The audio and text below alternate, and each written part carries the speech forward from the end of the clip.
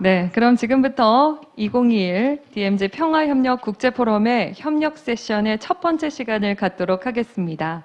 DMZ 법과 제도라는 주제로 박정원 한반도 미래연구원장님께서 좌장으로서 진행해 주시겠습니다. 큰 박수 부탁드립니다. 네, 안녕하십니까. 방금 소개받은 박정원입니다. 국민대학교 법과대학에서 법을 가르치고 있습니다. 북한법 통일법을 연구한 관계로 제가 이렇게 자리를 맡게 됐습니다. 오늘 굉장히 뜻깊습니다. 개인적으로는 어제 DMZ 두타연을 방문하고 펀치업을 보고 또 자생식물원을 보면서 우리 역사의 현장, 문화의 현장, 또 생태 환경을 탐방할 수 있었습니다. 이것들이 모두 우리 국민뿐만 아니라 북한 주민도 함께 누릴 수 있는 그런 영광이 되기를 기대를 합니다. 지금부터 협력세션 제1회의를 진행하도록 하겠습니다. 벌써 1년이 지나가는데요. 남북교류협력법이 개정되면서 지방자치단체의 대북협력사업의 주체로 바뀌었습니다. 통일부의 중앙부처의 남북교류협력에 이어서 여기 양구에서의 남북교류협력을 위한 또 평화협력을 위한 이런 회의가 진행되는 것은 매우 뜻깊다고 생각을 합니다. 이 남북관계의 발전의 기회를 확보하는 데 있어서 이 DMZ이 가지고 있는 의미는 매우 큽니다. 앞서 기획 세션에서도 큰 배경과 방향에 관한 또 핵심적 쟁점에 관한 논의가 있었습니다. 법과 제도적 측면에서는 이 지역이 굉장히 중요함에도 불구하고 매우 미비되어 있다 하는 점을 알 수 있습니다. 교류협력, 남북 간의 교류협력, 그리고 또 남북 간의 합의를 통해서 구체적인 이행을 하는 그런 과정에서 이 DMZ를 통과하는 부분에 대해서 현실적 문제점이 발생했다고 하는 것 자체가 상당히 문제고, 그것을 해결하기 위한 방도가 마땅치 않다라고 하는 점도 큰 문제점으로 제기가 되고 있습니다. 이 지역은 우리 남북의 문제이고 또 우리 국내 법적인 문제뿐만 아니라 국제적인 그런 차원에서의 법 제도적 문제가 게재되어 있습니다. 그렇기 때문에 매우 복잡한 그런 구도를 가지고 있습니다. 이런 가운데 우리 이번 세션에서는 세 분의 전문적인 발표와 두 분의 토론이 이어지겠습니다. 세 분의 발표자를 먼저 소개해 드리겠습니다. 먼저 한모니카 교수님이십니다. 서울대학교 통일평화연구원의 교수님으로 계십니다. 두 번째는 김광수 교수님이십니다. 서강대학교 법학전문대학원 교수십니다. 세 번째는 이형률 법무법인 로고스 변호사께서 발표를 해주시는데, 세 개의 주제를 보면 현실적으로 DMZ에 있어서의 유엔사와 관련해서 나타나는 문제가 규정의 면에서 어떤 현황을 가지고 있는 하는 부분, 또 DMZ의 보존, 개발을 위해서 현재의 국내법적인 또 국제법적인 그런 현황에 대해서 고찰을 해 주시겠고요. 마지막으로는 이 DMZ의 보존, 평화 이용을 위해서 구체적인 그런 입법적 방안에 관해서 말씀을 해 주시겠습니다. 여기에 두 분의 토론자, 한 분은 유지성 한국법제연구원 통일법제팀장님과 김인호 통일부의 남북접경 협력과장님께서 수고를 해 주시겠습니다. 유지성 박사는 원격으로 줌으로 토론에 임해 주시겠습니다. 발표는 시간 계획상 18분을 좀 넘지 않도록 해 주시고요. 토론은 8분 정도 해 주시고, 여기에 대해서 토론에 대한 답변을 한 2, 3분 정도 해 주시고, 마지막에 짧은 종합 멘트를 준비하셔서 해 주시면 되겠습니다. 먼저 한모니카 교수님께 발표를 요청드리겠습니다.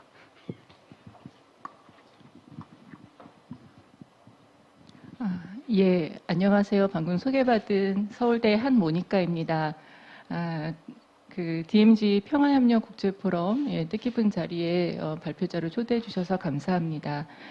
지금 이제 세션은 지금 저희 자장님께서 말씀하셨듯이 DMZ의 어떤 법과 제도를 좀 새롭게 기존의 이제 문제점들을 좀 짚어보면서 새로운 법과 제도를 좀 마련하는데 하기 위한 그런 마련을 위한 뭐 지혜를 모으는 자리라고 이제 생각을 합니다. 남북교류협력법만이 아니라 이제 지난해 국회에서 DMZ 평화지대화법이 발의가 되었고 지금 이제 그 수정 보완 중인 것으로 알고 있습니다. 이렇게 DMZ를 관리할 그리고 DMZ를 통해 남북이 교류 협력할 그 새로운 법과 이제 제도를 만드는 데 있어서 저는 이제 좀 우선적으로 우리가 좀 해봐야 되는 문제들, 고민을 해봐야 되는 문제들이 바로 이제 기존의 DMZ를 규정하고 있는 여러 법 제도를 검토하는 것이 아닌가 생각을 합니다. 그래서 이제 저는 DMZ의 어떤 실질적인 관리 규정으로서 이제 유엔사 규정 부분을 좀 말씀을 드리려고 합니다. 통상 정전협정에 대한 고민이나 논의들이 이제 많이 이루어지고 있습니다만 그 정전협정만이 아니라 정전협정의 어떤 적용 어떤 매개가 되는 것이 바로 유엔사 규정이다라고 생각을 하고 어떠한 측면에서 이 유엔사 규정이 DMZ를 구체적으로 관리하고 있는지 그리고 유엔사 규정이 왜 개정이 필요한지 이런 부분들을 좀 같이 고민을 해보았으면 합니다. 그래서 먼저 좀 유엔사 규정에 대한 어떤 질문과 질문의 배경들을 좀 설명을 드리고요. 그리고 유엔사 규정의 종류와 특징, 그리고 이제 출입 통제에 관련된 규정의 문제, 그리고 무장화에 대한 뭐 사후적, 소극적 명문화, 맺으며 이렇게 이제 발표를 하려고 하는데요.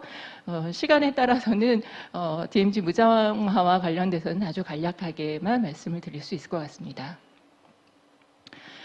우리는 이제 보통 DMZ는 정전협정에 따라 관리가 된다, 그리고 관리되고 있을 것이다라고 생각을 합니다. 뭐 틀리지 않은 생각입니다. 정전협정이 DMZ를 제일 먼저 규정을 했고 DMZ가 탄생한 것도 바로 이 정전협정에 의한 것이죠. 그리고 이 정전협정은 현재 한반도 정전 관리의 근간이 되고 있습니다. DMZ가 정전협정에 따라 관리된다라고 하는 생각은 너무나도 당연하고 아주 자연스러운 생각이라고 할 수 있습니다. 하지만 바로 이러한 당연하고 자연스러운 어떤 생각으로 인해서 DMZ의 정전협정이 어떠한 방식으로 적용되고 있는가라고 하는 부분은 아직 깊게 살펴본 적이 없는 것 같습니다. 그래서 이제 저는 정전협정이 DMZ에 적용될 때 그 과정, 중간 과정에 있는 그 매개로서의 유엔사 규정을 우리가 좀 더 정밀하게 살펴보아야 되는 것이 아닌가 이제 생각을 합니다. 이렇게 이제 문제의식을 갖게 된 데에는 몇 가지 이제 배경이 있습니다. 첫 번째는 잘 아시듯이 정전협정의 핵심 조항들이 대부분 사문화되었습니다. 뭐 일일이 다 열거하지 않아도 너무나도 다 잘 아실 것이라고 생각합니다. 그리고 DMZ의 어떤 무장화가 굉장히 심각한 상황에 있고 오늘 이제 오전부터도 DMZ의 무장화에 대해서도 뭐 환영사 또 뭐 축사 그리고 이제 앞에서들 많이 논의를 하셨는데요. 그 DMZ의 무장화라고 하는 것도 정전협정의 핵심 조항이 사문화된 것에 아주 뭐 반증이라고 할 수 있습니다. 이런 것들이 바로 정전협정 위반 사항들이죠. 그런데 이렇게 정전협정의 핵심 조항들은 기본 정신이라고 할 수 있는 핵심 조항들은 다 사문화되었는데 유독 사문화되지 않고 여전히 가장 중요하게 취급이 되는 정전협정 조항들이 있습니다. 그리고 그것을 바탕으로 해서 유엔사의 DMZ 출입 통제들이 이루어져 왔습니다. 물론 유엔사는 남북 협력 사업 그리고 DMZ에 대한 어떤 지원 등을 굉장히 충실하게 잘 해왔다라고 그렇게 이제 자평을 하고 그렇게 홍보를 하고 있습니다. 하지만 우리는 이제 DMZ에 대한 유엔사의 어떤 출입 통제 부분의 어떤 문제점들 그리고 그 제약들에 대해서 굉장히 좀 답답하게 여기는 측면들이 많이 있고 2019년에 이제 제가 지금 예를 세 가지를 들어봤는데요. 1년에 이제 그런 사건들을 통해서 그런 예들을 통해서만 보더라도 이 DMZ의 출입 통제에 대한 유엔사의 어떤 권한이랄지 이런 부분들에 대해서 굉장히 우려할 만하다라고 하는 이제 문제식들이 한국 사회에 있습니다. 그리고 이제 또 다른 하나의 이제 질문의 배경은 정세나 이제 환경의 변화를 들 수 있습니다. 정전협정의 체결이라고 하는 건 1953년 7월 27일이었습니다. 그 이후로 70여 년이 가까이 지났습니다. 그런데 이제 과연 이렇게 70년 동안이 지나는 동안 한국 사회도 달라졌고 남북 관계도 달라졌고 한반도를 둘러싼 정세 지형들도 많이 달라졌습니다. 그리고 정전협정이 체결될 당시에는 어떻게 하면 한반도에서 전쟁이 다시 재발하지 않도록 할 것인가라고 하는 것이 가장 우선적인 목표였다면 지금은 정전협정을 넘어서서 이 DMZ에서 어떻게 새로운 평화를 만들어내고 그것이 한반도 전체로 그리고 세계로 확산되게 할 것인가가 가장 중요한 화두에 있는 상황입니다. 바로 이렇게 정세가 달라진 상황 속에서 인식이 달라졌고 그리고 DMZ의 역할이나 위상이 달라진 상태에서 과연 정전협정으로 DMZ가 관리 가능할까라고 하는 의문이 듭니다. 또한 적극적인 평화를 위해서는 새로운 DMZ 법이 필요한 것이 아닌가라고 이제 질문하지 않을 수 없습니다. 그래서 이제 이러한 이제 질문들을 더 구체적으로 발전시키기 위해서는 저는 이제 DMZ의 정전협정이 어떤 방식으로 적용되고 있는지 그리고 그 실제 적용이나 작동의 과정, 매개 등을 조금 더 엄밀하게 살펴보고 나아가서는 유엔사 규정의 어떤 개정까지도 조금 더 많이 적극적으로 고민하고 문제 제기해야 되는 것이 아닌가라고 이제 생각을 합니다. 그래서 이제 여기 이제 그림에서 보시는 것은 이제 정전협정이 DMZ로 바로 이제 관리하는 이제 뭐 근간이기는 합니다만 그 사이에 유엔사 규정을 통해서 이제 DMZ에 적용되고 있다라고 하는 부분들을 이제 좀 그림으로 표현해 본 것입니다. 유엔사 규정들은 워낙 여러 가지가 있습니다. 그런데 이제 DMZ와 관련돼서 가장 직접적으로 규정하고 있는 것만 한 4가지 종류가 있고요. 이거 외에도 다른 작전이나 다른 규정들에서도 가끔씩 이 DMZ가 언급되고는 있습니다. 그러니까 보시면 가장 기본적인 유엔사 규정이 551-4이고요. 항상 이 군사작전이라고 하는 이제 수식어가 붙고 이 551-4는 한국 정전 협정 준수를 위한 것입니다. 주목할 만한 특이한 부분이 이 유엔사 규정의 적용 시기를 유엔군 사령관이 인정하는 기간 동안이다라고 이제 못을 받고 있습니다. 그러니까 정전협정 서원에는 평화적 해결이 달성될 때까지라고 되어 있는데 유엔사 규정에서는 유엔군 사령관의 인정 기간이라고 하는 것이 중요하게 언급되고 있다라고 할 수가 있고 그리고 DMZ 출입과 관련된 모든 사람들에 대해서 이 규정이 적용된다라고 하는 부분들도 언급이 되고 있습니다. 그것만이 아니고 51-5는 군사정전위원회 본부구역에 대한 안보 견학과 관련된 규정이고 51-6은 그 외에 다른 DMZ 안보 견학과 관련된 곳입니다. 을지전망대, 제사 땅굴 등도 지금 이윤서 규정에 의해 관리되는 안보 견학 코스들이라고 할 수 있습니다. 그리고 525-2는 대성동 지역에 대한 민사 행정과 관련돼서 의 규정입니다.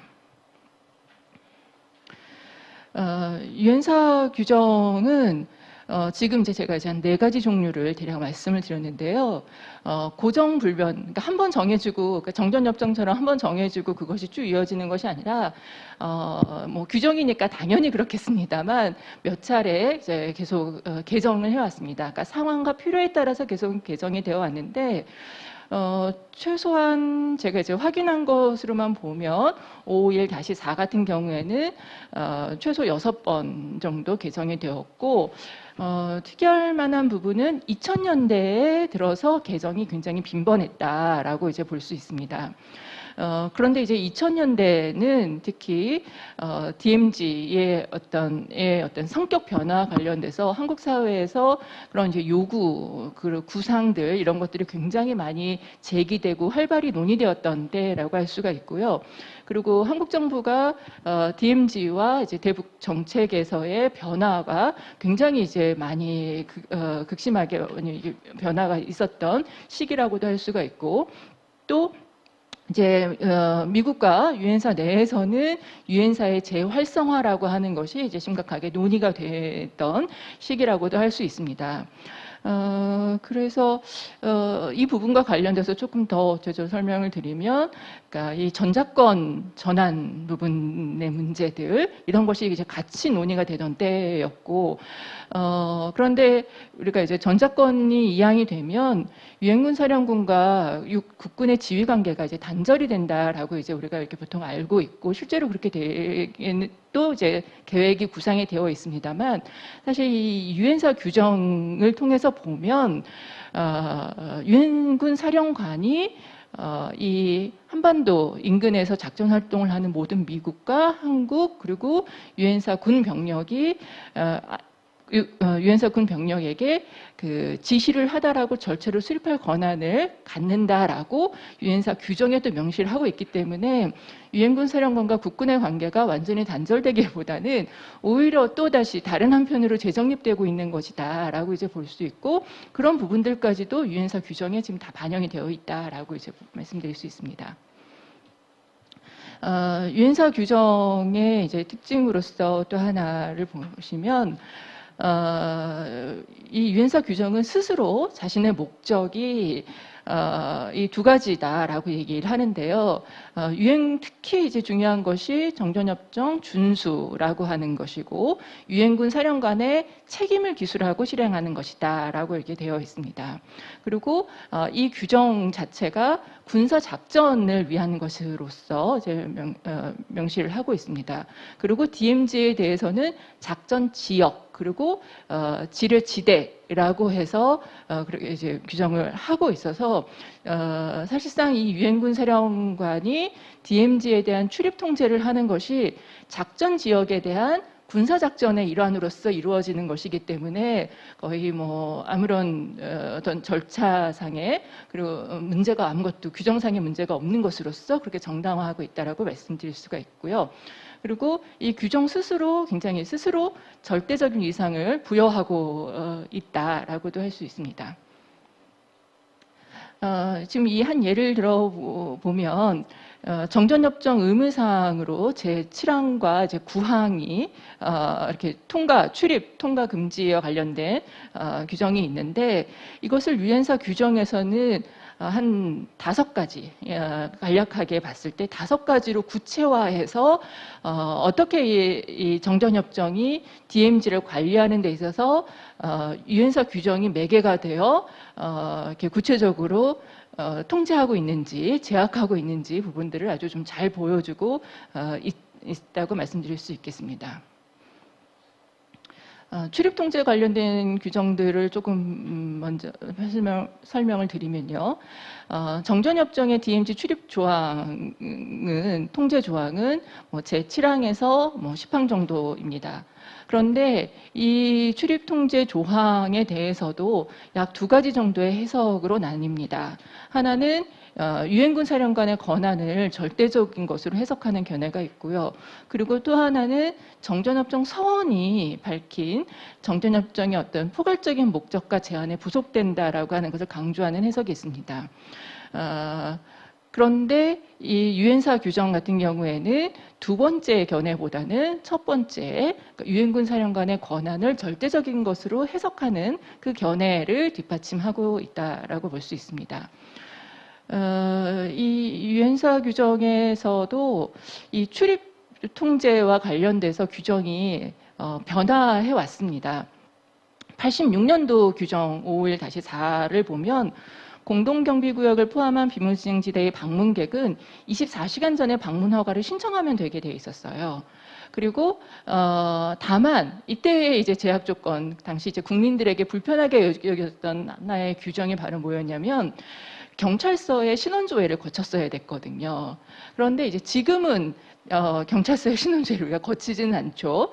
그런데 이제 2018년도에 이 규정을 보면 안보 견학을 목적으로 방문하는 인원들로 이제 제한을 한다던가, 그리고 언론사 인원이 포함된 경우에는 출입 예정일로부터 최소 71시간 전까지 어떤 신청서를 제출해야 된다던가, 뭐 이런 부분들을 아주 구체적으로 명시들을 하고 있습니다.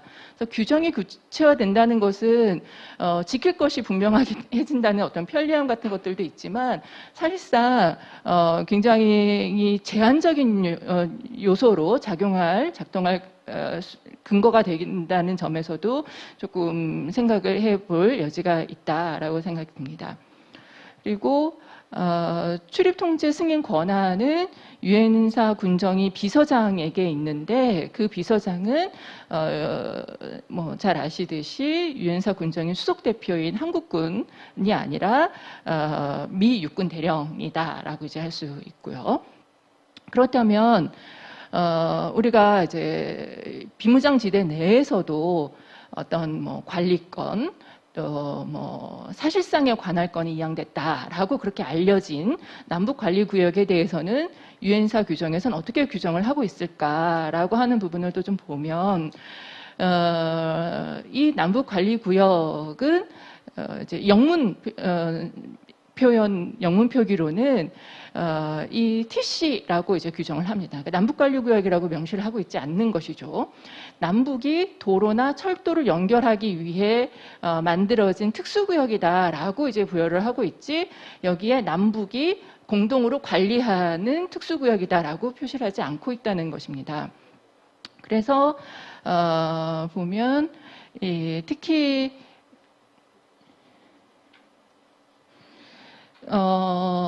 이 관리구역 통제장교들의 권한이 또 좀 주목이 되는데, 사실 이제 보면 이 군사분계선, 남북관리구역에서의 군사분계선을 통행할 때에도 다수의 기관들이 처리를 해야 되기 때문에 오랜 시간이 소요된다거나, 그리고 통제반에 48시간 전에 뭐 신청서를 접수해야 된다던가, 그리고 출입신청 처리는 최소 96시간 전에 관리구역 통제장교나 유엔사 군정이 비서체에 제출돼야 된다던가 하는 것들로 이제 규정들을 하고 있어서, 말은 우리가 이제 남북관리구역이라고 이제 이름을 붙여 있고, 사실상 우리는 그것이 관리권이나 사실상의 관할권을 이양받은 것으로 생각은 하지만, 더 다른 지역들에 비해서도 더 복잡한 절차와 오랜 시간들, 이런 것들이 소요되는 구역이다라고도 이제 볼 수가 있습니다. DMZ 이제 무장화 부분에 대해서는 이제 이 유엔사 규정에서 어떻게 이제 규정을 하고 있냐면, 지금 방책, 철책, 요새 진지들, 그리고 이제 철조망들, 이런 부분들이 다 유엔군 사령관의 특정적인 허가를 얻어야 되는 사항으로 이렇게 명시가 되어 있습니다. 그렇다는 얘기는 현재 우리가 이제 DMZ의 어떤 대표적인 경관들로서 이제 보는 철책들 같은 경우에, 그리고 요새 진지, GP 같은 경우들이 다 유엔군 사령관의 인가를 받아서 이런 것들이 다 설치가 되어 있다라고 하는 것으로 생각을 해도 틀리지 않다라고 이제 볼 수가 있고요. 화기 반입 규정도 그렇습니다. 좀 사후에 이 반입 규정이 이제 들어가게 되었던 것으로 보이는데요. 물론 이제 이 DMZ 화기 배치라고 하는 것은 북한에서도, 북측에서도 이 DMZ 일대에 화기들을 배치를 하고 있고 해왔고, 그리고 그것에 대한 어떤 대응 조치라고 하는 것이 뭐 필요한 측면들도 있었습니다만, 이 DMZ 내의 이 화기 반입 부분에 대해서는 좀 굉장히 늦게, 그러니까 사후적으로 규정들을 좀 명시를 하고 있다라고 이제 볼 수가 있습니다. 간략하게 좀 시간이 어떻게 되고 있는지 잘 모르겠는데요. 좀 급하게 좀 설명을 좀 드린 것 같은데, 요약해서 말씀드리면 이렇습니다. 그러니까 DMZ와 관련돼서 정전협정은 이미 굉장히 많은 부분에서 사문화되었다라고 하는 것이고, 그런데 사문화된 가운데에서도 특정 조항은 여전히 효력을 발휘하고 있고 오히려 확대 유지되고 있다. 그 조항이 바로 어느 부분이냐? 출입 통제와 관련된 부분이다라고 하는 것입니다. 그리고 그 출입 통제와 관련된 부분을 유엔사 규정이 굉장히 절대적으로 절대시하고 있고, 그러면서 유엔사 규정 자체가 절대적인 위상을 점하고 있는 상황이다라고 볼 수가 있습니다. 그리고 이 DMZ라고 하는 이 현장에 적용되는 것이 바로 유엔사 규정이고, DMZ에 관해서 굉장히 실질적인 관리와 운영의 규정이다라고 이제 말씀을 드릴 수가 있겠고요. 그래서 이 유엔군 사령관이 애초에 정전협정에 명시된 어떤 군사적인 목적을 벗어나서 통제권을 좀 광범하게 행사하는 근거가 되고 있는 것이 유엔사 규정이 아닌가라고 조금 문제 제기를 해볼 수 있을 것 같습니다.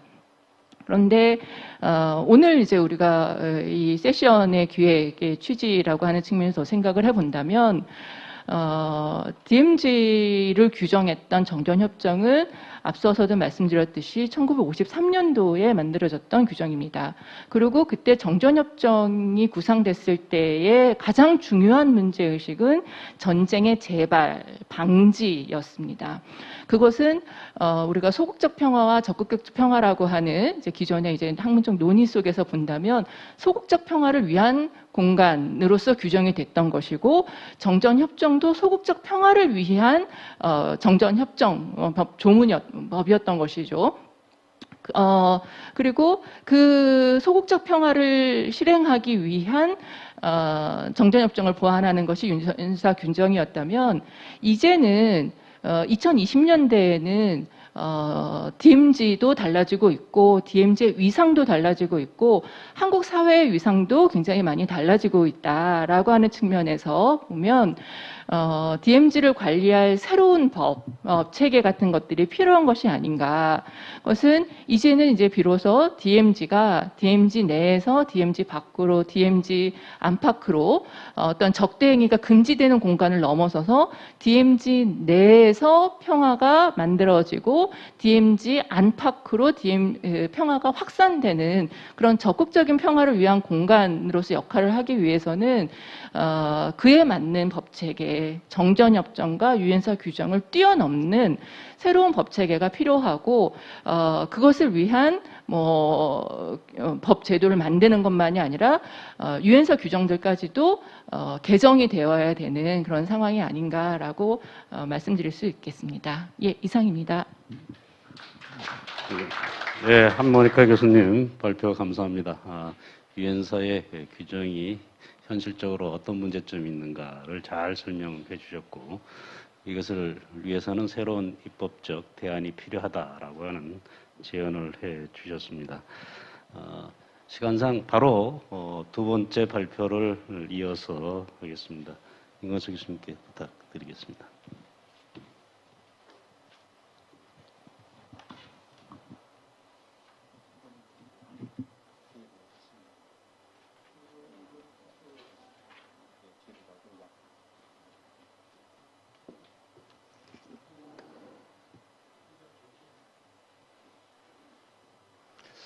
예, 안녕하세요. 저는 서강대에 있는 김광수라 합니다. 뭐 여러분들이 가지고 있는 유인물의 내용이 있기 때문에 그걸 중심으로 제가 간단하게 말씀드리겠습니다. 저는 이 비무장지대의 보존과 이용을 위한 법제도에 관해서 설명을 하려고 합니다.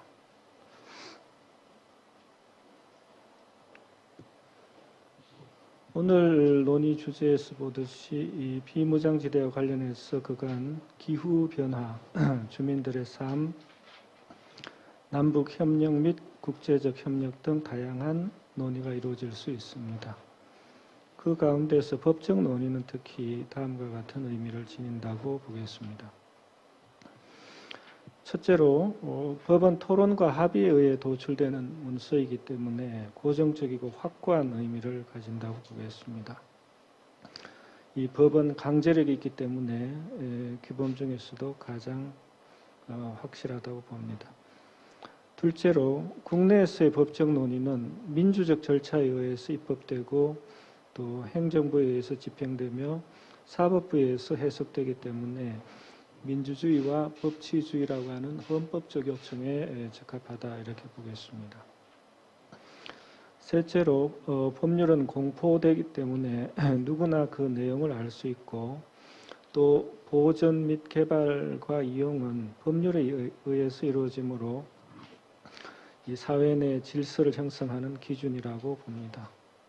오늘 제 발표는 이 2018년에 제가 환경법 연구라고 하는 학술서에 발표한 남북한 환경법제와 DMZ 보존 및 이용 방안이라고 하는 논문의 기초를 두고 최근 발의된 이 법률안을 조금 추가해서 말씀드리고자 합니다.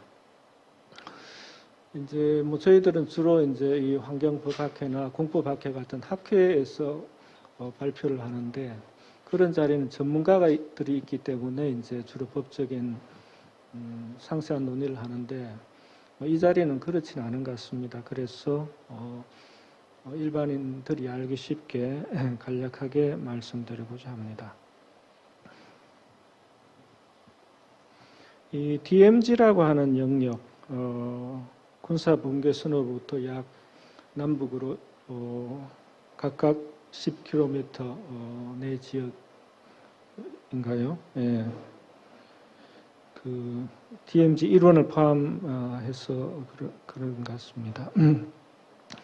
이 문명사적으로는 우리가 겪은 이 유교라고 하는 비극과 냉전, 지금까지 계속되는 분단 상황을 표징하고 있는 그러한 구간이 되겠습니다.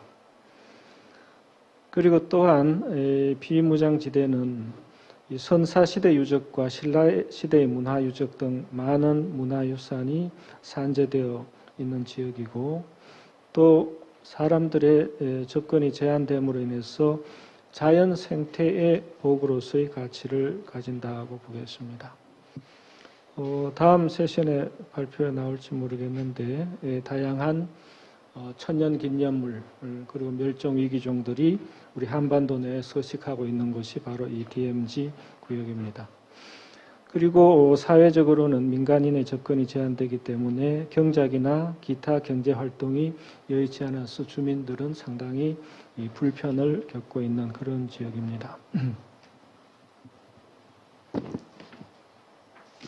이 DMZ의 법적인 구조를 보면 조금 전 한모니카 교수님이 발표하셨던 그 유엔사에 관련된 국제법적 구조, 1953년에 군사 정전에 관한 협정에서 나타나듯이 비무장지대는 적대행위의 재발을 초래할 수 있는 사건의 발생이라고 하는 어떤 목표를 가지고 있습니다.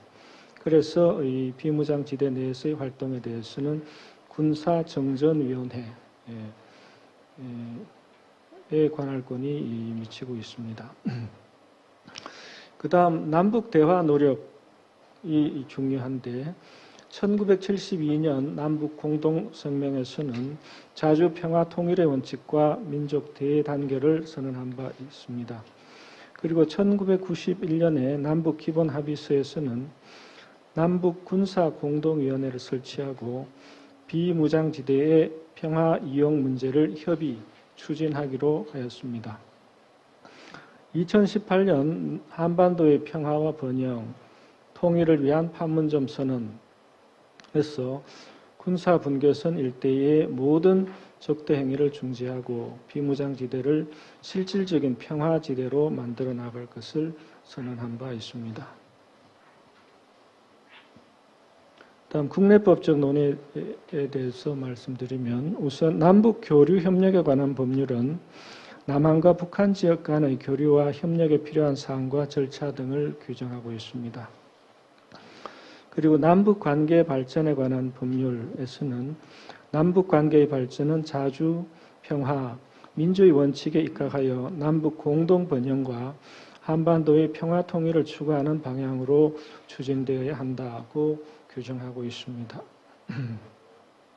이 법에서는 특히 민간인 통제선 이북 지역에서 일정한 행위를 하여 국민의 생명, 신체 위해를 끼치거나 심각한 위험을 발생시키는 행위를 금지하고 있습니다.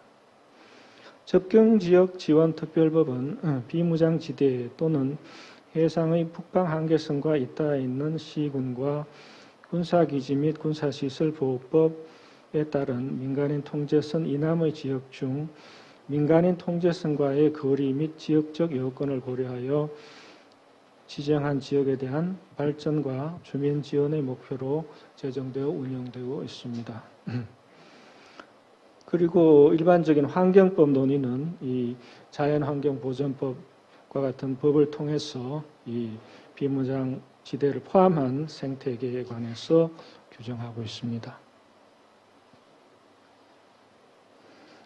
그리고 북한의 환경법제에 대해서 제가 조금 소개 말씀드리면 1986년에 북한에서 환경보호법이 제정되었는데 우리나라의 환경법은 여러분들이 잘 아시듯이 환경정책기본법이라고 하는 기본법을 어떤 가장 근간이 되는 법으로 해서 그 아래에 환경 매체별로 즉 대기나 토양이나 소음 진동이나 자연 환경이나 이렇게 이제 각각 규정하는 그런 법 질서를 보이고 있는데 북한에서는 환경보호법 내에 이런 대기나 수질과 같은 모든 매체에 관해서 규정하고 있는 단일법적인 그런 모습을 보이고 있습니다.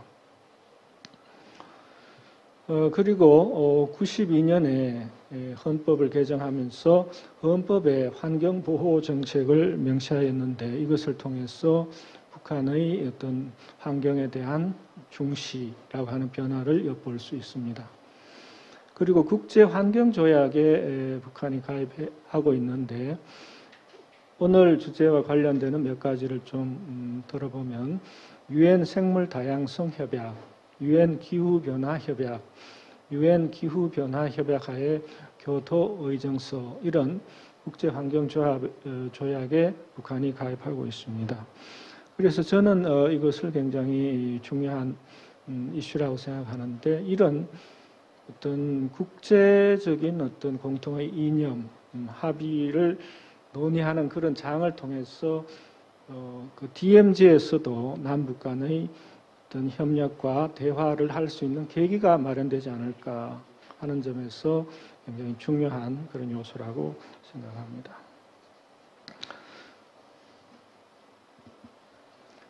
다음에 최근에 이제 제안된 비무장지대의 보전과 평화적 이용 지원에 관한 법률안을 좀 소개해드리면요. 그간 비무장지대의 보전과 평화적 이용을 위한 중앙정부, 그다음 지자체 그리고 각종의 민간 단체에서 많은 노력을 해왔습니다. 그런데 이 노력들을 뒷받침할 수 있는 그런 법률이 아직 마련되어 있지 않았는데 2020년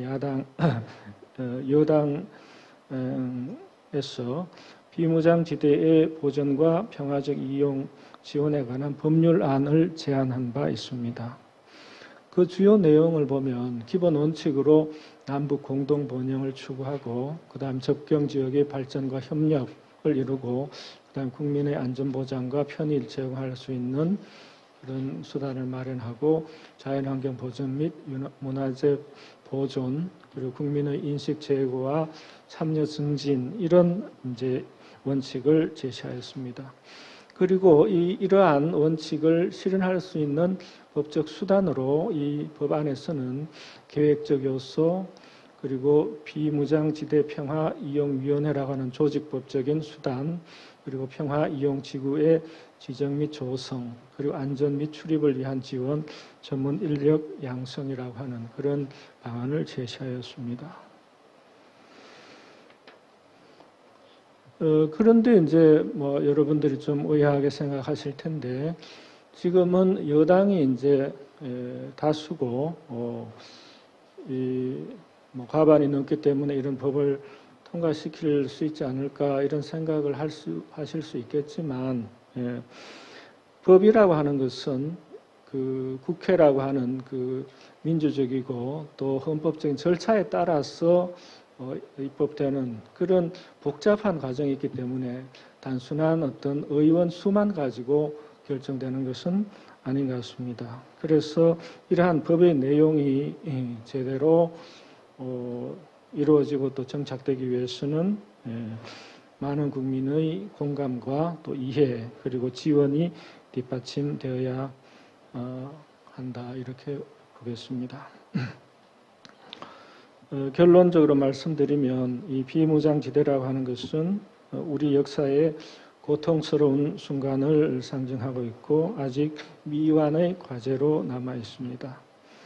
이 비무장지대에 관한 법은 국제법 그리고 남북 간의 대화 그리고 국내법적으로 다양한 층을 이루고 있는데 앞에서 제가 제시했던 비무장지대의 어떤 가치와 또 현재의 주민의 고통을 줄이기 위해서는 이 다방면으로 협력과 노력이 필요하고 또 이런 기회가 종종 마련되어서 국민들의 공감을 이끌어낼 수 있는 그런 계기를 자주 만들어야 된다 이런 생각을 합니다. 이상입니다. 네, 김광석 교수님 발표 고맙습니다.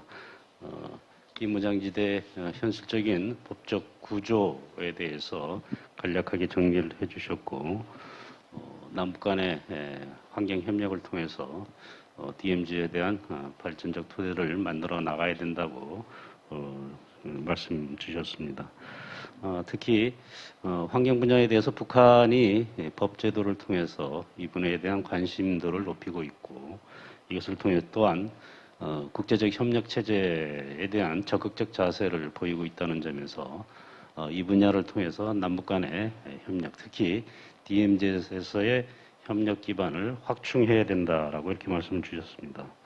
그리고 구체적인 입법안에 관해서 설명을 주셨고 이 입법안의 정당성 확보라고 하는 점이 매우 중요하다. 특히 남북 간의 이념과 체제적 갈등이 깊은 만큼 이러한 논의에 있어서도 국민적 공감대를 형성하는 것이 중요한 요인이 된다라고 이렇게 말씀을 주셨습니다. 바로 이어서 두 분의 토론을 진행하겠습니다.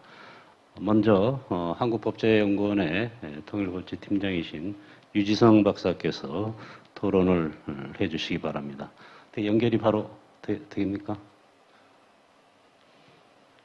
예, 안녕하십니까. 들리십니까? 예, 잘 들립니다.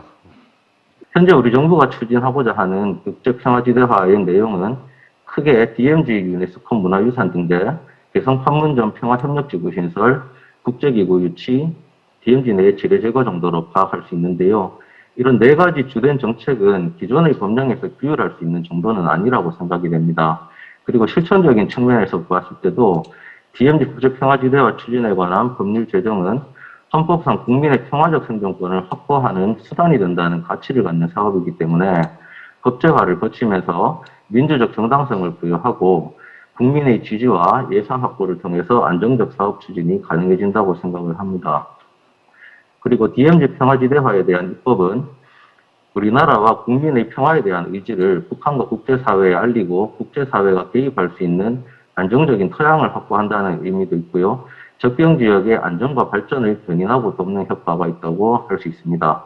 또 제도적 측면에서 볼 때에도 국내법과 국제법 및 남북합의서 등이 중층적으로 형성되는 비무장지대의 법적 규율 밀도를 높임으로써 우리의 영토임을 공고히 하는 의미가 있을 수도 있다고 생각을 합니다. 다만 DMZ는 방금 말씀드린 것처럼 국내법하고 국제법 또 정전협정이 중층적으로 적용되는 특수한 지역이기도 하기 때문에 국내 입법은 자칫하면 유엔사와의 갈등, 또 한미 공조 균열, 북한과의 마찰 같은 것을 부를 수 있다는 그런 위험성, 또 이견이 제기될 가능성도 있다고 봅니다. 따라서 국내 입법은 한반도 평화를 둘러싼 외교적 갈등을 야기하지 않도록 할 것, 그리고 남북 관계를 악화시키지 않을 것, 또 현재 형성된 법 질서를 준수하는 한도에서 우리의 주권을 확보해 나가는 방향으로 추진이 될 필요가 있다고 생각을 합니다.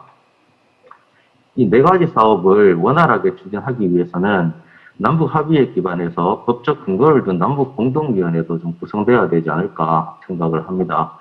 공동위원회 외에 현행제도 내지 남북 합의의 틀 속에서 생각해 볼 수 있는 추진 조직으로서 남북연락사무소를 저는 생각을 해봤습니다. 이 남북연락사무소가 물리적으로는 폭파가 되었지만 그 법적인 또 생태적인 소멸이 된 것은 아니라고 보기 때문에 또 판문점 선언의 합의에 따르면 육로를 통해서 상대 측 지역을 왕래하는 인원들에 대한 편의 보장을 주된 임무로 하기 때문에 DMZ 내의 문화유산 발굴 조사, 그 다음에 생태 조사, 평화협력지구에서의 활동, 또 국제기구의 유치와 활동 보장, 지뢰 제거 작업 등에 있어서는 실무적 역할이 일단은 남북연락사무소의 업무로 볼 수 있는 여지가 좀 많다 이렇게 생각을 합니다. 실제로 이런 역할을 하게 된다면 현재 최대 20명으로 합의되어 있는 남북연락사무소의 인원을 좀 확충해야 되고요. 외교관계가 수립되기 이전 단계에서 상주대표부 같은 것들이 구성되지 않습니까? 이런 상주대표부와 같은 수준의 면제 특권에 대한 조치도 좀 필요하게 될 것으로 보이고요. 이 외에도 민간의 협력이나 또 기업 기관의 유치를 위해서는 각종 우대 조치와 출입 인원에 대한 신변 보장 문제 등도 해결돼야 될 과제로 남아있다 이렇게 말씀을 드립니다. 이 네 가지 사안에 대해서 조금 더 구체적으로 생각을 해봤는데요. 첫 번째 DMZ 유네스코 세계유산 등재에 관해서는 현재 문화재에 관한 기본법인 우리 문화재보호법에는 기본계획 수립과 관련한 사항과 경비 지원의 근거가 있을 뿐이고 세계유산법 역시도 종합계획 수립 시에 남북 간의 교류 협력에 관한 사항을 포함할 것과 문화재 보존 관리를 위한 노력 의무 정도만을 규정하고 있을 뿐입니다.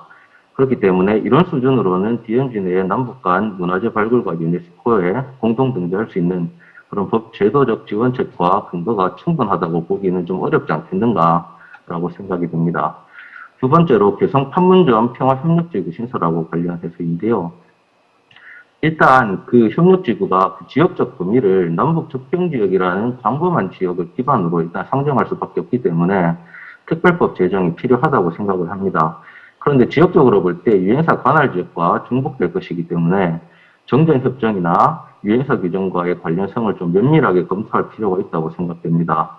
우선은 민간인 소유의 토지를 수용할 필요성이 있고요. 특히 DMZ의 경우에는 토지를 수용하여도 그 6.25 전쟁을 겪으면서 토지 소유 관계를 증명하기 위한 공적인 문서가 좀 사라져 있는 그런 좀 현실적인 문제들도 있습니다. 그래서 현재는 이 문제에 대한 직접적인 해결 규정으로서 군사기지법상 토지 소유자의 매수 청구권만 인정되기 때문에 국가가 토지 소유자와의 협의를 통해서 토지를 매수해야 됩니다. 그리고 DMZ 북측 지역과 북한 지역이 일부 포함될 수 있다는 점 때문에 이러한 지역까지 우리 국내법으로 지정하는 것이 타당한지 또 지정하는 경우에는 북한과 사전 합의가 필요한데 그것이 순조롭게 이루어질 수 있을지 좀 어려운 문제가 남아있을 것 같다는 생각이 들었습니다. 세 번째는 국제기구 유치하고 관련해서인데요. 이 국제기구 유치 관련해서는 기존에 국제기구 유치 및 지원에 관한 법률안이라고 세 가지가 2013년부터 17년에 제안이 된 적이 있습니다. 그런데 이 법안들은 DMZ 내에 국제기구를 유치한다는 의도나 그런 감안이 없이 일반적인 상황을 전제로 다만 국내에 유치하기 위한 법률이었다는 점에서 DMZ 내에 국제기구 유치하기 위한 어떤 특수한 상황들이 반영되어 있지 않다는 문제가 있습니다. 그렇기 때문에 신법을 제정할 필요가 있고요. 제정하는 경우에는 기존 법률안의 일반적인 사항에 더해서 북한에 대한 어떤 특징적인 사항들, 북한과의 협조 체계라든지 절차 간소화 문제, 국제기구 직원들에 대한 면제 특권 부여에 대한 사항 같은 것들을 좀 입법하도록 검토할 필요가 있겠다 생각이 듭니다. 마지막으로 네 번째인데요. 지뢰 제거하고 관련해서는 그 DMZ를 명실상부한 평화지대로 하기 위해서는 위험 제거 의무가 발생한다고 하겠습니다. 그렇기 때문에 DMZ 내에 매설된 지뢰는 반드시 제거를 해야 되는데요. 현재 우리 국내법 중에서 여기에 특화된 제도적 기반은 좀 미약하지 않는가 생각이 듭니다. 현행법 몇 가지를 살펴봤는데요. 청포화약법은 명시적으로 군수용품은 적용 대상에서 제외시키고 있기 때문에 이 DMZ에 매설된 군수용 지뢰를 적용하기는 좀 어렵습니다. 그리고 현재 그 재래식 무기법이라는 것이 있는데요. 이 법도 민간인은 지뢰가 매설된 지역에 접근할 수 없도록 하고 있고 또 DMZ 내에서의 지뢰 제거 작업에는 민간인이 참여할 수 없게 되어 있기 때문에 민관, 국제사회 공조하에서 지뢰 제거 작업을 하는 데에서는 좀 차질이 발생할 수 있다고 생각을 합니다. 다만 이제 방위사업법 시행령에 보면은 민간 전문업체에 대한 지뢰 제거 위탁의 법적인 근거가 될 수 있는 부분들이 있습니다. 그리고 군수품 관리법에도 민간인이 지뢰 제거를 할 수 있는 법적인 근거가 있다고 하겠습니다. 이런 사정이 입각해서 볼 때 또 현실적으로 국제사회까지 DMZ에 매설된 지뢰 제거 작업에 협조를 요청하고 있는 상황에서는 이 민간도 좀 참여할 수 있는 길을 제도적으로 검토할 필요가 있다고 생각이 듭니다. 이런 사업은 이미 대만, 중국 간의 근문도 또 라오스, 베트남, 캄보디아도 국제사회의 도움을 받아서 지뢰 제거 작업을 완성한 점이 있다는 점을 참고로 해서 우리도 그 필요에 따라서 국제사회와 또 NGO와 협력하는 형태도 생각해 볼 수 있지 않을까 봤습니다. 또 관련해서는 좀 정치적인 문제일 수가 있겠습니다만 대인 지뢰 금지 협약이라고 있습니다. 여기에 160개국 이상이 가입되어 있는데 남북한이 아직까지 좀 군사적인 이유로 인해서 가입을 못하고 있는데 혹시나 동시 가입을 할 수가 있다면 이 DMZ의 그 지뢰 제거 작업에 국제사회의 어떤 협력과 공조를 이끌어내는 데는 상당한 어떤 명분이 생기지 않을까 또 그런 실리도 있을 수가 있다라고 생각이 듭니다. 예, 이상으로 토론에 가동하겠습니다. 감사합니다. 예, 이정 박사님, 고맙습니다. 이 법안에 대한 국내법적 또 국제법적 그런 충돌 문제, 상충 문제와 관련해서 입법의 미비점을 이렇게 말씀해 주셨습니다. 질문사항이 좀 나왔기 때문에 이영철 변호사님 간략하게 답변을 좀 준비를 좀 해주시면 좋겠습니다. 바로 이어서 우리 김인호 과장님께서 이 분야에 대해서 실무적이고 또 정책적인 그런 측면에서의 보충을 해주실 거라고 생각이 됩니다. 부탁드립니다. 예, 감사합니다. 네 분, 전문가님, 엄청난 실력을 갖추신 분 발제와 토론에 감사드립니다. 저는 이제 이렇게 입법 내용보다도 이게 행정 현장에서 느끼는 어떤 상황 판단이라든가 정부 입장 그리고 과제를 중심으로 드리는데 일부 중복이 될 수도 있겠습니다. 양해 바랍니다.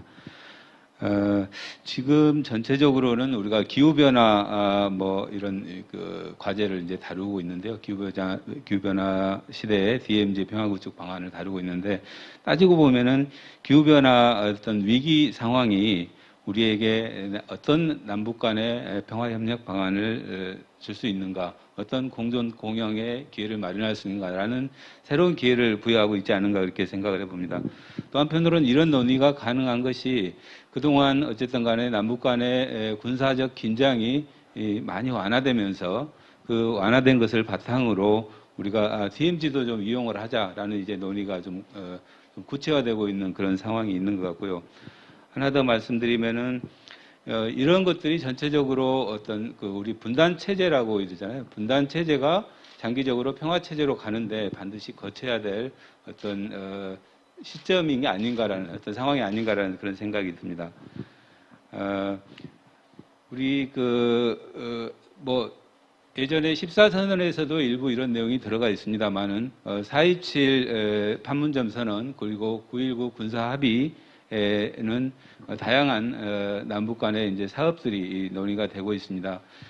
DMZ 내의 실태 조사라든가 화살머리 고지에서 공동으로 유해를 발굴하자라든가 이런 그 실질적인 어떤 합의를 통해서 또는 그 GP 그 보존 GP 철수도 있었고요. DMZ 평화의 길을 우리 정부가 적극적으로 개방하는 이런 조치들도 있었는데 이런 것들을 통해서 좀 더 사람들의 기대가 좀 높아지고 있는 것 같습니다. 그리고 DMZ의 어떤 군사적인 그 완충지대 이거를 어떻게 해석할 것이냐? DMZ는 기본적으로 군사적인 완충지대라는 성격을 가지고 있습니다. 우리 정부가 지금 현재 이거를 훼손하려고 하지 않습니다. 고유의 완충 기능을 존중을 하되 이거를 좀 더 합리적으로 이용하자라는 그런 관점이 우리 정부의 입장이라고 볼 수가 있습니다. 어떤 남북 간의 그런 이제 합의에 이어서 합의가 있으면서 구체적으로 어떤 생태나 환경, 문화 이런 여러 분야에서 남북 간의 이제 그 일종의 비군사적인 면에서 남북 간의 어떤 이용을 해보자라는 움직임이 있는 거고요. 물론 북한의 그 동의, 호응이 전제가 돼야겠습니다만은 어쨌든 우리가 이런 논의를 전개할 수 있는 것은 그동안의 남북 관계가 계속 진척되고 있기 때문이다라고 저는 생각을 합니다. 우리 정부의 기본적인 입장은 아까 말씀드렸던 대로 지금 현재 유엔사, 그러니까 DMZ가 가지고 있는 고유의 완충 기능을 훼손하거나 건들 생각은 없습니다. 그거는 그대로 온전하게 유지를 하면서 우리가 주권자로서 어떤 행사해야 될 우리의 권리 등을 제대로 적용을 시켜 나가야 된다라는 것이고요. 그동안에 GP 철수라든가 JSA 비무장화라든가 이런 실질적인 조치를 통해서 접경 지역 내의 우발적 충돌을 방지해야 된다라는 정부의 목표가 있습니다.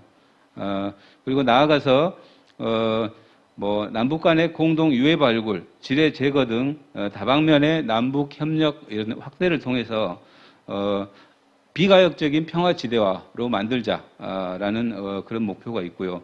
또 더 나아가서는 아까 누가 말씀해 주신 것처럼 그동안 군사적인 대치로 인해서 상대적으로 그 저개발이 불가피했고 지체되었던 이 접경 지역의 어떤 새로운 발전 동력을 마련하고 어떤 생활 속에서 직접 체험할 수 있는 평화, 이거를 구현해 나가자. 이런 것이 이 정부의 큰 목표라고 볼 수가 있겠습니다. 그 법률 제정의 필요성에 대해서는 전문가님이 다 말씀을 하셨는데 저희도 조금 보탠다면은 현재 이 DMZ를 규율하는 개별 법률이 있습니다. 예를 들면 군사보호법도 될 수가 있고요. 유엔사 규정도 될 수가 있겠습니다만은 그런 법은 있는데 포괄적으로 규정하고 있는 법은 존재하지 않습니다. 그래서 이거를 평화적 이용을 위한 기본 원칙을 제시하고 DMZ의 그 환경, 군사, 문화, 역사 등 여러 가지 기능이라든가 측면들을 그 포괄하는 어떤 그런 관점에서 기본법이 필요하다라고 저희는 보고 있습니다. 특히 이런 법을 제정함에 있어서 다 같이 공감을 하시는 영역이지만은 이거는 남북 관계라는 것을 감안할 수밖에 없고요. 또는 앞으로 우리가 평화 체제를 만들어 나가고 통일을 지향하는 과정에서 이 법에 그러니까 DMZ가 어떤 성격을 가지고 역할을 해야 될 것인가를 고민하지 않을 수가 없습니다. 아까 우리 분단 이후 어쨌든 DMZ가 가지고 있던 특수성이 있는 거고요. 또 중요성도 있습니다. 그런 것들을 다 담아내야 되기 때문에 통일부가 법을 제정해야 된다라는 쪽으로 의견들이 모아지고 있는 걸로 압니다. 남북 간의 어떤 합의를 이 법이 이제 제정이 되면은 남북 간의 합의를 입법화한다는 측면에서 큰 의미가 있습니다. 남북 간 합의를 입법화하는 것은 우리의 실행 의지를 보여주는 것이고요. 이 실행 의지를 보여줌으로써 북한과 국제사회의 호응을 유도할 수가 있습니다. 우리가 이렇게 제도를 해서 우리는 이렇게 하겠다라는 정부가 좀 바뀌면은 좀 느슨해지는 그런 정책이라든가 사업이 있지 않습니까? 근데 이건 법으로 제정이 되면은 우리가 DMZ의 평화적 이용이라는 확고한 의지를 보여주는 것이기 때문에 큰 의미가 있다고 생각을 하고 있습니다. 그리고 이게 이제 정책적으로 보면은 어떤 정책이나 사업과 관련해서 범정부적인 조율이 필요합니다. 아까 말씀드렸다시피 군사라든가 문화라든가 환경, 생태 이런 뭐 도시 개발 이런 여러 가지 측면들이 있는데 각 부처마다 이제 자기의 그 영역을 주장하는 경우들이 많이 있죠. 그래서 이런 것들을 우리가 유사하거나 뭐 중복되는 사업이 있을 수도 있고 또는 독자적으로 하다 보면은 산만해지는 경우도 있고요. 또는 이벤트성으로 이제 진행이 될 우려도 있습니다. 그래서 이런 것을 중장기적인 어떤 정책 방향과 어떤 정책 기조를 가지고 여기에 근거해서 부처나 지자체들이 이 사업을 추진하도록 조율할 필요가 있겠다. 이거는 DMZ의 가치를 우리가 높이 평가를 하기 때문입니다. 그리고 이런 그 입법화로 인해서 DMZ 사업의 근거가 또 마련될 수가 있습니다. 지금 저희가 예를 들어서 저희 과에서도 몇 가지 사업을 하고 있습니다만 DMZ 들어가려면 그때 남북협력기금 복잡한 절차를 거치고 인원도 없으니까 이 사람 저 사람이 이렇게 빌려다가 쓰고 있고 합니다만은 이런 법적인 근거가 있으면은 이런 사업에 필요한 예산을 조달하고 국민을 설득하고 어떤 유엔사하고 협의 과정에서도 우리가 훨씬 더 힘을 갖게 되지 않을까 그렇게 생각을 합니다. 이런 그 긍정적인 측면들이 있기 때문에 지금 이제 국회에서 아까 말씀해주신 지금 현재 행안부 장관님이 제안한 DMZ의 이용 보전 및 평화적 이용 지원법이 지금 국회에서 심사 중입니다. 저희 부는 관계부처하고 협의를 진행하고 있고 입법에 필요한 사항들을 계속 서포트를 하고 있는데요. 어쨌든 기대보다 좀 늦어진 측면이 있습니다만은 올해 안에 이것이 꼭 입법화가 되어서 DMZ의 평화적 이용이 정말 안정적인 기반 하에 이루어지기를 바라고요. 그리고 이런 법이 이루어질 수 있도록 우리 전문가님들이 계속 관심을 갖고 조건해지고 또 이런 것들이 사회적인 논의로도 발전이 됐으면 좋겠습니다. 제가 이 자리에서 감히 말씀드리기 어려운 거는 법 실행력이 있느냐 없느냐 그건 제가 부차적인 문제 같습니다. 우리가 해야 될 일을 하느냐 안 하느냐가 중요한 것이고 우리가 어떤 의지를 갖고 있는 것이냐가 훨씬 더 중요하다고 보고요. 남북 교류협력과의 관계, 북한의 호응 이거는 우리가 끌어내야 될 그러니까 북한의 호응이라든가 국제사회의 지원, 유엔사하고의 충돌 가능성 이런 것들은 우리가 반드시 이뤄내야 될 과제가 아닌가 그렇게 생각합니다. 부족하나마 이 정도로 제 토론을 마치겠습니다. 예, 김현호 과장님 토론의 말씀 고맙습니다. DMZ 보전 이용에 관한 입법의 현실적 필요성을 보충적 설명을 통해서 강조를 하셨습니다.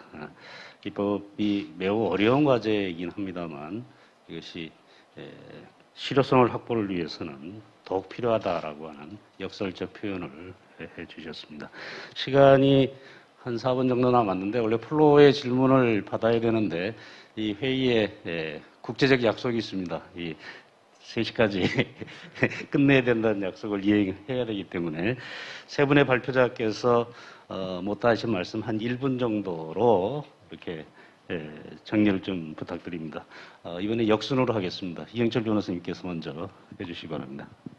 예, 아까 유재석 박사님 말씀해 주신 건 전부 타당하다고 생각이 들고요. 다만 이제 남북 합의의 문제를 말씀해 주셨는데 예전에 2000년도 또 2002년도에 그 비무장지대를 우리가 이제 사용했던 그 경험에 비춰보면은 비무장지대를 현재와 같은 체제에서 이용하기 위해서는 남북 합의는 물론이고 다시 북한과 유엔사 간의 합의 이런 것이 모두 이루어져야지만 지금 현실적으로 이용이 가능한 상태이기 때문에 남북 합의만 한다고 해서 지금 이 법률의 근거 입법의 가능성 이런 것이 더 완전해진다 이렇게 보는 데는 또 한계가 있는 것 같습니다. 그 정상적인 어떤 방식으로 이 법을 만들어내기 위해서는 남북 간의 합의도 해야 되고 다시 북한과 유엔도 합의가 해야 되고 이런 과정이 다 이루어져야 되는데 그래서 아까 제 발표 중에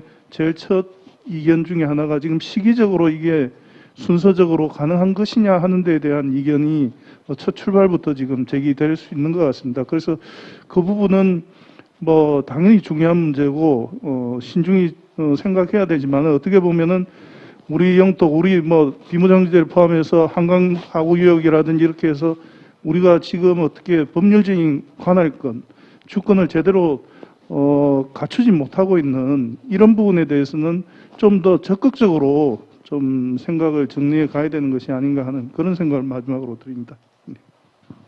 네, 고맙습니다. 바로 김광수 교수님께 부탁드리겠습니다. 예, 오늘 좋은 자리에 와서 저도 많이 배우고 갑니다. 오늘 점심 메뉴에 나온 쇠간과 천엽을 제가 먹어보면서 선친을 문득 생각했습니다. 선친은 6.25 때 참전해서 지금은 대전 현충원에 안장되셨는데 거기 가보시면 아시겠지만 수많은 비석들, 수많은 영령들이 거기 있습니다. 우리 6.25라고 하는 민족의 비극을 이 시각적으로 볼 수 있는 그런 장소인데 이 비무장지대도 우리가 생활 속으로 들어가면 전부 잊게 되죠. 예. 그래서 이제 오늘 나온 이야기가 이게 국내법적 논의도 중요하지만 남북 대화, 국제법적 노력도 중요하다 이런 말씀이 많았던 것 같고 그러기 위해서는 우리 앞 세션에 나왔던 DNA라고 하는 걸 한번 생각해 보게 되는데 우리 민족은 흥이 많고 감정적이고 정서적인 면이 많습니다. 예. 그런데 이제 이게 다이나믹한 그런 점에서는 좀 도움이 되지만 과거를 잊고 미래로 나아가기 위해서는 조금 걸림돌도 된다고 생각합니다. 우리 국내적으로도 그렇고 남북 관계도 그렇고 외교, 지금 강대국가의 외교를 생각할 때 조금 더 이성적이고 합리적인 대처, 계산에 기반한 행동 이런 것이 지금이야말로 절실히 요구되는 그런 때가 아닌가 생각합니다. 네, 감사합니다. 네, 고맙습니다. 바로 이어서 한모니카 교수님 간략하게 부탁드립니다. 예, 그러니까 다시 말씀드리면 저는 이 유엔사 규정이 정전협정에 DMZ 적용의 어떤 단순한 매개가 아니라 역으로 DMZ와 한반도 정전 나아가서는 정전협정까지도 규정하고 그리고 이것의 변화를 제약하고 있다라고 이제 좀 그런 이제 생각이 좀 많이 들어서 더 많이 고민이 좀 많이 되고요. 그런데 그래도 다행인 것은 유엔사 규정은 개정 가능하다는 것입니다. 지난해 논문을 이제 준비를 하면서 유엔사 규정들을 이제 다 가능한 수준에서는 다 찾아봤고요. 물론 이제 더 확인할 될 것들이 많지만, 그리고 이번에도 이제 포럼 준비를 하면서 혹시 또 그 사이에 1년 조금 안 되는 1년 좀 넘짓한 사이에 개정이 된 것이 있을까 싶어서 또 확인을 해봤는데 아직 개정은 안 됐더라고요. 그런데 하여튼 이 유엔사 규정은 여러 종류가 있고 그리고 상황에 따라서 유엔사의 뭐 DMZ 정책, 한반도 정책, 아시아 정책, 세계 정책과 관련돼서 끊임없이 개정해 왔다는 것이죠.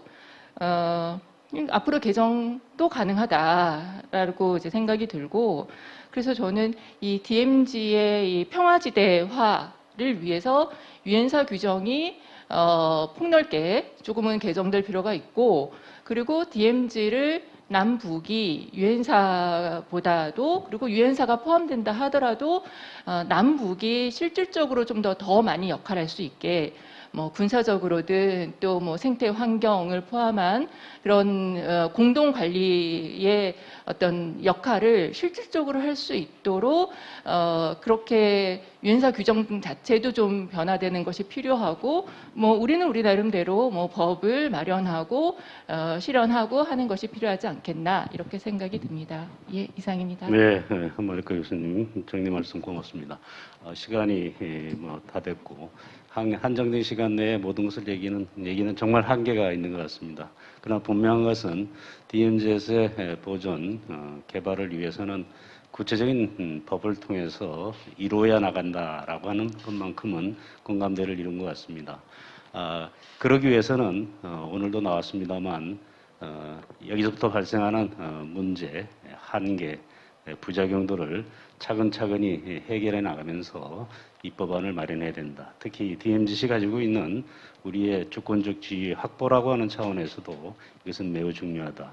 또 크게는 남북교류협력의 강화, 활성화와 함께 평화체제를 구축하고 통일을 이루는 데 있어서 이 DMZ의 보존 이용은 정말로 중요하다라고 하는 말씀을 드리면서 이 세션을 마치겠습니다. 발표와 토론 그리고 여기에 참여해 주신 모두 분께 감사의 말씀을 드립니다. 고맙습니다. 네, 큰 박수 부탁드립니다. 네, 좋은 시간 만들어주신 박정원 원장님, 한모니카 교수님, 김광수 교수님, 이형철 변호사님, 김인호 남북접경협력과장님, 그리고 온라인으로 참석해주신 류지성 통일법제팀장님 다시 한번 감사 인사 전합니다. 잠시 휴식 시간을 가진 후 다음 세션으로 이어가도록 하겠습니다. 다음 세션은 3시 10분부터 2개의 장소에서 동시에 진행됩니다. 두 번째 협력 세션은 본 장소에서 지속가능한 DMZ, 생태, 환경, 문화협력이라는 주제로 진행이 되고 세 번째 협력 세션은 소연회장에서 동시간대에 DMZ 안보, 공동체적 관점에서 새로운 인식과 접근이라는 주제로 진행이 됩니다. 시청자 여러분들께서도 통일부 유튜브를 통해서 세션을 선택하여 참여하실 수 있습니다. 그럼 3시 10분에 뵙겠습니다. 고맙습니다.